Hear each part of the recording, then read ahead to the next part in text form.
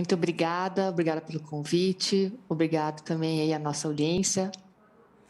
É isso, nós que agradecemos. Doutora Shirley, a pergunta já é bem direta e relacionada a esse tema.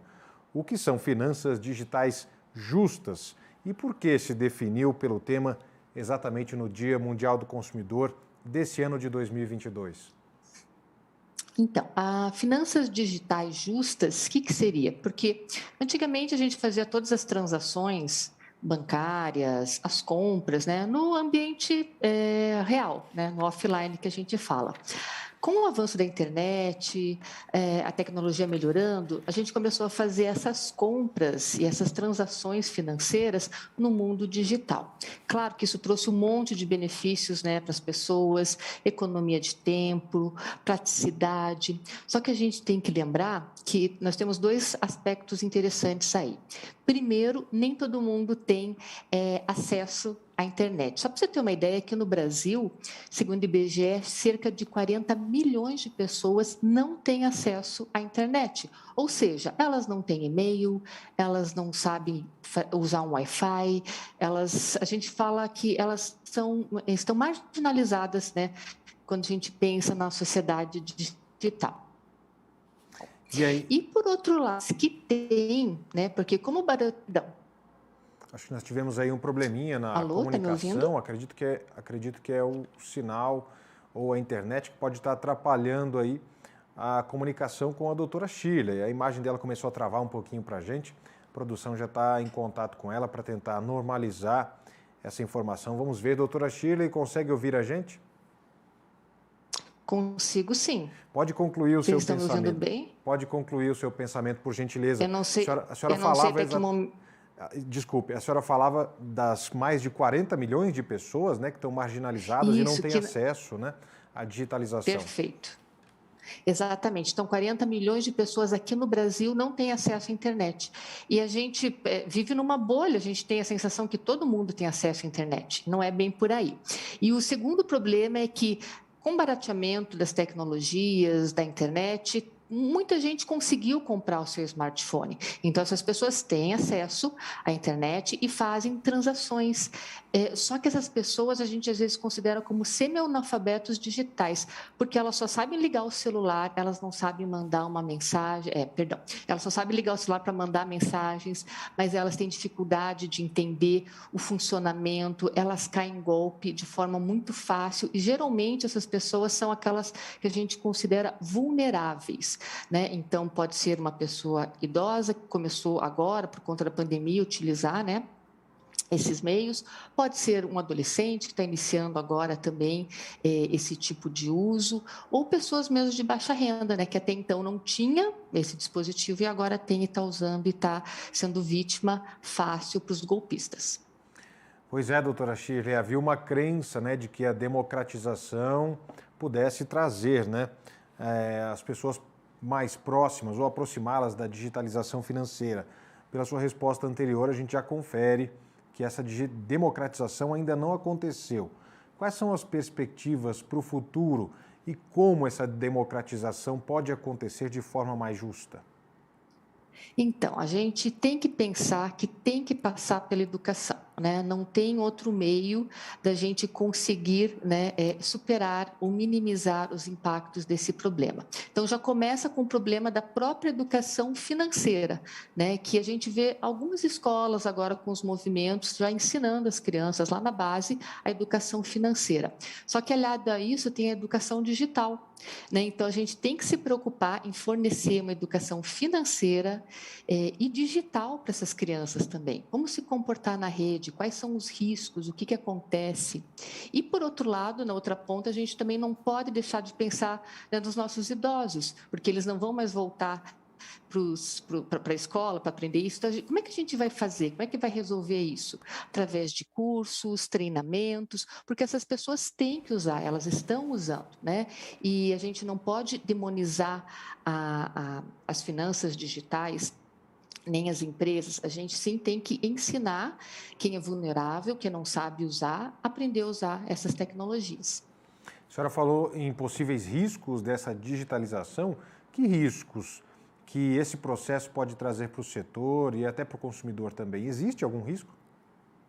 Sim, existe, né? Tanto é, só para você ter uma ideia, no ano de 2020, em São Paulo, o número de crimes digitais cresceu mais de 200%, 265%, se eu estou certa, bem certa ali no percentual. E com certeza nos outros estados não deve ter sido algo muito diferente disso, né? Então, os crimes estão aumentando, o consumidor, né, muitas vezes ele não sabe, ele recebe uma promoção no WhatsApp, né, super interessante, ele clica naquele link, pronto, ele já pode virar uma vítima do golpe, né? Como eu sempre oriento, receber uma promoção muito interessante, geralmente elas são assim, já desconfie, mas por aí. Se o desconto está muito grande, se o brinde está muito interessante, mas se for o caso, então você não clica naquele link do WhatsApp, sai, entra lá no site da loja, liga para a loja, pergunta se é verdade, né, para evitar cair nesse tipo de golpe, né, porque é um dos mais comuns ultimamente, esse do clicar no link e daí a pessoa sequestra o seu WhatsApp.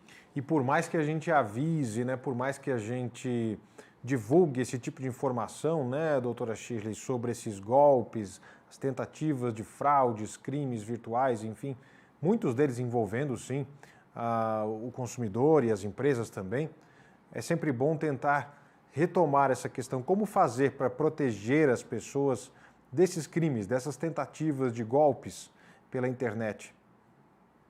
Então, eu acredito que esse tema foi escolhido esse ano justamente para isso, né? Porque, como você falou no início, né, todo ano esse tema ele muda. E ele é escolhido para fazer as pessoas refletirem em ações, que ações que a gente pode tomar, então, para proteger essas pessoas, né? O que a gente pode fazer, então, para que elas não caiam em golpe, né? Como tem acontecido, né? A gente vê isso todos os dias, vocês devem ter amigos, familiares que frequentemente caem nesse tipo de golpe. Então, as finanças digitais justas, como eu falei, elas são interessantes, elas são importantes, estão aí para todo mundo usar dos seus benefícios, né? Os bancos digitais, né? Muita gente que não podia ter uma conta num banco, agora tem por conta de ser um banco digital. Né, porque antes não conseguia pagar uma tarifa que era muito cara. Então, isso sim, realmente, né, ele veio para democratizar, para ajudar. Só que são pessoas, estão entrando pessoas que não são preparadas, né, para utilizar, fazer tanto as transações bancárias como transações no e-commerce e acabam sendo vítimas, né? Porque realmente a pessoa a gente conhece pessoas que já são instruídas e acabam caindo nesse tipo de golpe. Agora, imagina uma pessoa que nunca utilizou, começou a usar aí na pandemia o seu smartphone, né? O que pode acontecer com essa pessoa? Nós estamos conversando ao vivo com a doutora Shirley Camargo, ela que é doutora em estratégia de marketing e também professora do Centro Universitário Internacional Uninter. Entrevista sobre o Dia Mundial do Consumidor e sobre o tema escolhido para esse ano, que são as finanças digitais justas para todos.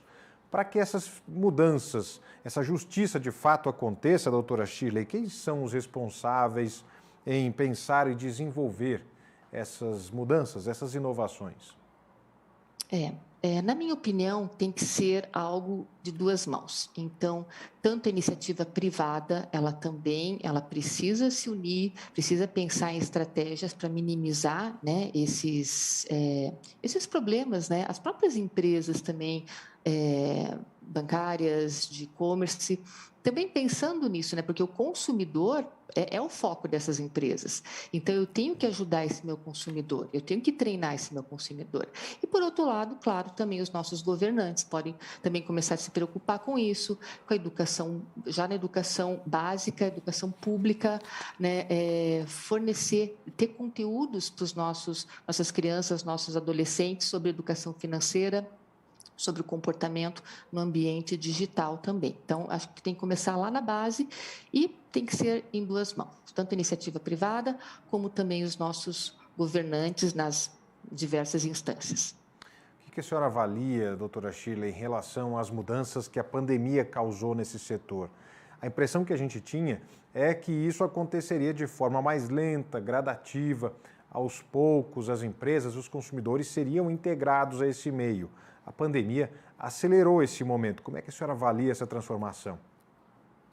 Nossa, com certeza. A pandemia ela veio para acelerar todo esse processo, né? Ele já estava num ritmo acelerado, mas com a pandemia isso houve uma explosão de pessoas, né, tendo que comprar pela internet, chamar uma farmácia, fazer um pagamento bancário, pessoas que nunca tinham feito isso antes. E claro que os golpistas, né, que ficam lá 24 horas pensando, né, o trabalho deles é esse, né, 24 horas pensando em como dar golpes às pessoas. Foram aprimorando seus golpes, foram pensando em novas estratégias e o mercado para eles, né, o que a gente chama o share, né, o market share para eles, ampliou muito por conta da pandemia, porque muitas pessoas então, que não eram acostumadas, que não tinham, se obrigaram a começar a utilizar essas finanças digitais, essas transações digitais.